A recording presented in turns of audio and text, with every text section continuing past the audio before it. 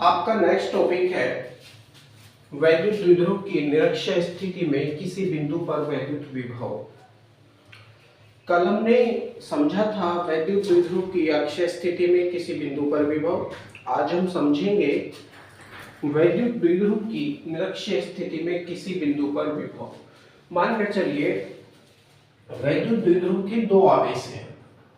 पहला आवेश माइनस का क्यू कहीं यहाँ हो सकता है, दूसरा आवेश कहीं यहाँ हो सकता है। मान लीजिए प्लस का क्यू आप इसको कह सकते हैं। इन दोनों आवेशों के बीच की जो डिस्टेंस है वो 2l है। कितनी? 2l। मध्य बिंदु O है। मध्य बिंदु क्या है? O है इनका मध्य बिंदु। आप इसको थोड़ा यहाँ लिखिए।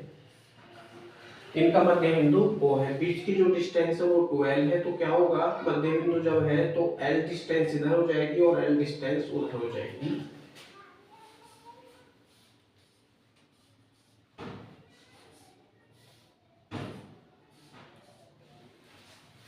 इनके मध्य बिंदु की लंबवर्धक रेखा, लंबवर्धक रेखा कहीं ऊपर हो सकती है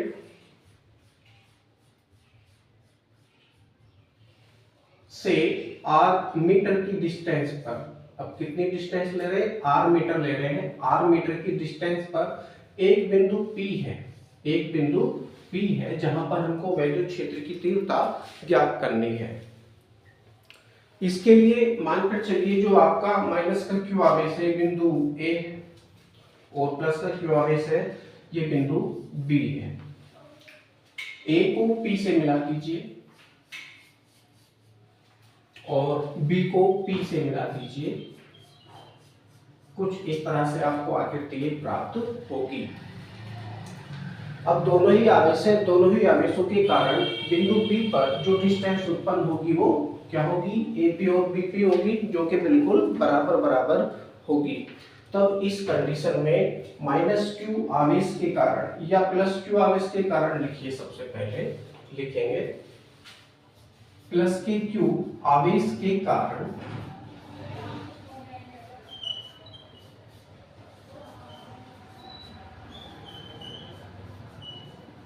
प्लस के क्यू आवेश के कारण बिंदु P पर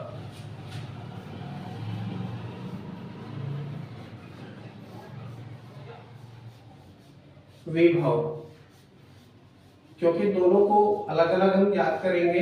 प्लस की क्यू आवेश के कारण, माइनस की क्यू आवेश के कारण, दोनों ही स्थितियों में बिंदु P पर विभव हम गणना करेंगे। V1 आप इसको मान सकते हैं। V1 इक्वल टू हो जाएगा 1/4 पाई एप्सिलॉन 0 के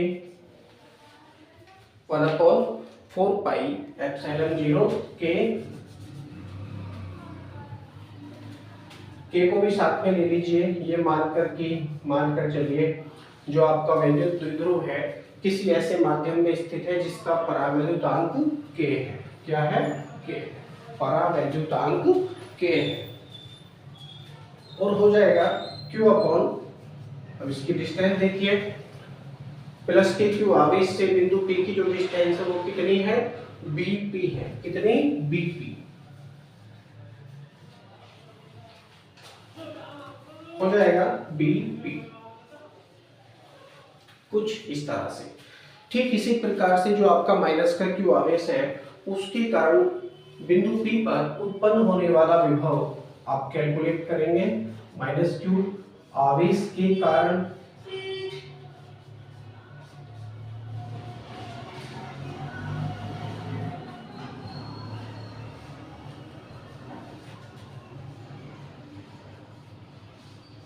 बिंदु P पर विभव हो जाएगा। V2 करके आप इसको लिखिए। अब देखिए माइनस का आवेश है, माइनस के आवेश के कारण बिंदु P पर उत्पन्न होने वाला विभव कैसा होगा? माइनस में होगा। तो V2 equal to minus 1/4 pi epsilon 0 के Q अपॉन, और डिस्टेंस कितनी हो जाएगी? A से बिंदु P तक की डिस्टेंस हो जाएगी AP। तो आ जाएगा यहाँ पर AP। कुछ इस तरह से दोनों ही वैल्यू आपके पास में है। अब बिंदु P पर परिणामी विभव आप ज्ञात करेंगे। बिंदु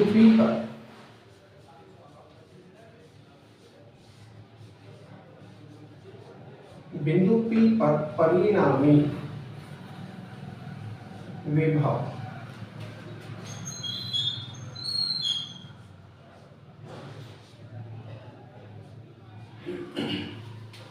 हो जाएगा V equal to V1 plus V2, यानी कौन सा योग है? बीजगणितीय योग। बीज गणितीय योग। क्यों कर रहे हैं बीजगणितीय योग? बीजगणितीय योग हम इसलिए कर रहे हैं क्योंकि ये अदिश राशि है, अदिश राशि है। हो जाएगा v इक्वल टू, अब देखिए v1 की वैल्यू कितनी है आपके पास? v1 की वैल्यू है 1/4 पाई एप्सिलॉन 0 के q अपॉन vp। लिखेंगे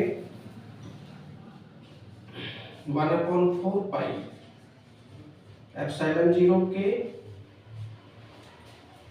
और रहेगा q अपॉन bp। प्लस का चिन्ह है, प्लस का चिन्ह लगाएंगे, लेकिन यहाँ पर जो v2 की वैल्यू है माइनस में है, प्लस और माइनस का मल्टीप्लाई होगा तो कैसा हो जाएगा? माइनस हो जाएगा। 1/4 पाई एप्सिलॉन 0 के, और आगे रहेगा आपका q अपॉन AP, कुछ इस तरह से। अब डायग्राम में आपको दिख रहा होगा AP और BP।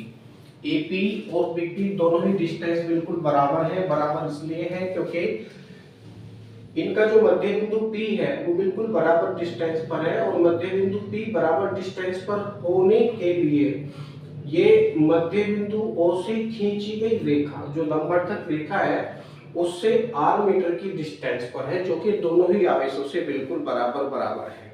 इसलिए सम्मिति से क्या होगा? AP इक्वल टू BP हो जाएगा, यानी दोनों डिस्टेंस बिल्कुल बराबर है। लिखिए चुंबकीय चिन्ह लगाकर AP इक्वल टू BP। चाहे तो AP के स्थान पर आप BP रख लो, चाहे BP के स्थान पर आप AP रख लो, कोई दिक्कत नहीं है। और इस तरह से ये आगे हो जाएगा V equal to 1/4 pi epsilon 0 के, और आगे रहेगा आपका q अपॉन BP रख लो, कोई बात नहीं है। चलो AP रखो इसके स्थान पर, AP माइनस 1/4 पाई एप्सिलॉन 0 के,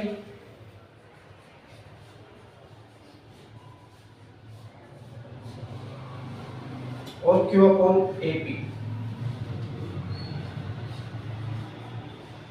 q अपॉन AP। अब देखिए एक वैल्यू प्लस की है और दूसरी वैल्यू माइनस की है, दोनों वैल्यू बिल्कुल बराबर है, तो क्या होगा? ये कट जाएंगे और बचेगा v equal to 0। v equal to 0 अर्थात निरक्षीय स्थिति में किसी वैद्युत द्विध्रुव के कारण किसी बिंदु पर उत्पन्न होने वाला विभव 0 होता है, लेकिन तीव्रता 0 नहीं होती है। यही आपको सिद्ध करना था। Thank you. आई होप आपको समझ में आया होगा। बहुत इजी आर्टिकल है। Thank you.